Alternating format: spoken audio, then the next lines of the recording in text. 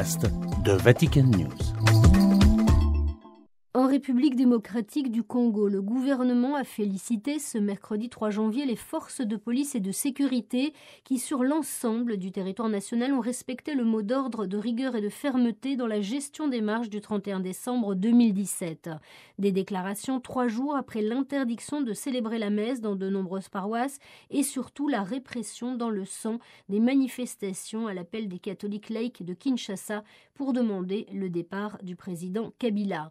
L'Église congolaise est encore sous le choc. L'archevêque de Kinshasa, le cardinal Laurent Monsengo, a souhaité s'exprimer dénonçant une barbarie. C'est du jamais vu. Ils sont entrés dans nos paroisses, y compris à la cathédrale, et ils ont jeté des gaz lacrymogènes dedans. Et ils ont empêché les gens de célébrer la messe.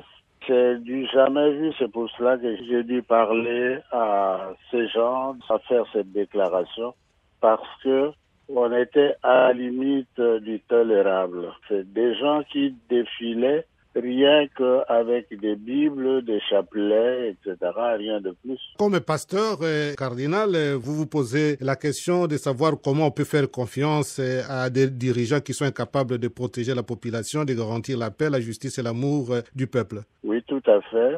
On ne peut pas faire confiance à des gens qui sont incapables de protéger la population.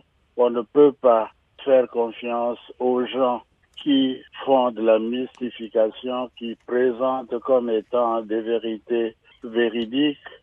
Et c'est à cause de ça que j'ai dû faire cette intervention pour leur dire que les médiocres doivent dégager et que les gens qui sont capables de gouverner puissent gouverner le pays. La liberté religieuse est un élément essentiel de l'état de droit et vous l'avez d'ailleurs répété aussi dans votre déclaration. Tout à fait. La liberté religieuse est essentielle dans un état de droit. Si on touche à la liberté religieuse, toutes les libertés tombent et on ne peut pas avoir la paix dans le pays. On prétendait que nous travaillons avec des gens, mais nous avons cité tout un tas de faits. Le fait d'empêcher les chrétiens d'entrer dans les églises pour participer à la messe, le fait de poursuivre les gens pour voler l'argent de leurs poches, des appareils téléphoniques, la fouille systématique des personnes et de leurs biens dans l'église, ce n'est pas normal et on devait absolument réagir. Est-ce que cette réaction ne constitue pas une façon de faire taire l'Église puisque la voix de l'Église dérange? Je suppose que c'est ça. On croit qu'on veut prendre le pouvoir, mais le pouvoir politique ne nous intéresse nullement. Nous l'avons dit plusieurs fois. Nous voulons un Congo de valeur et non un Congo d'anti-valeur. Vous demandez aux uns aux autres de faire preuve de sagesse et de retenue. Est-ce que vous pensez que vous serez entendu? J'espère que je serai entendu parce que on ne peut pas ne pas entendre une voix de sagesse. On ne peut pas ne pas entendre une voix prophétique, mais nous parlerons à temps et à contre-temps.